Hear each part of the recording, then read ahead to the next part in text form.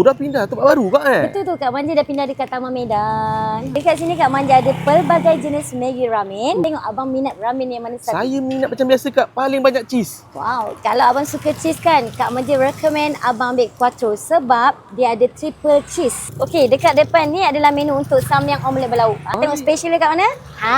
Tak. Oi, dah ada dalam ni Kak. Ya, betul tu. Oh, ni yang special dia. Special dekat sini, lauk Kak Manja semua RM1 hingga RM3. Yang nak tahu kan kenapa Maggi Kak Manja sedap dan special dia dekat sini?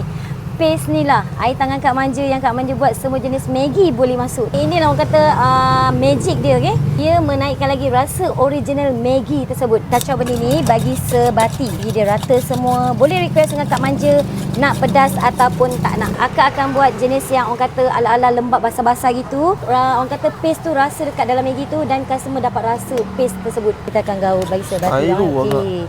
Tengok Kak Manja kan tarik sikit. Ini orang kata peminat cheese. Lama.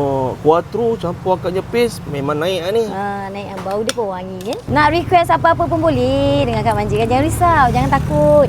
Berapa banyak cheese yang Kak Manja letak. Tadi dah Quattro ni tambah cheese lagi. Quattro dia ada triple cheese. Okey, dan kita akan letak cheese light dan juga sosis. Okey, ini sosis dia. Masukkan Maggi yang dalam ni dekat dalam telur. Untuk kita lipat dia lah. Ini bukannya senang ya. Perlukan kamera juga nampak. Tak pecah tak koyak.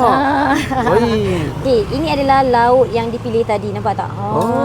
So lauk magic tadi. Lauk magic. Lauk ni kita akan letak dekat bahagian atas permukaan bagi cantiklah sikit. Dia adalah daging enoki beef. Dia akan draw dengan sos cheese. Cheese lagi Kak Cheese lagi. Siapa peminat makan pedas, Kak Manja akan bagi dengan Saya suka pedas Kak. Suka pedas Suka bagi extra pedas. Inilah dia omelette berlauk ayam daripada Kak Manja. Nak jumpa kedai Kak Manja dekat mana? Taman Medan. Okey, boleh waste lokasi nombor 31, kios 31.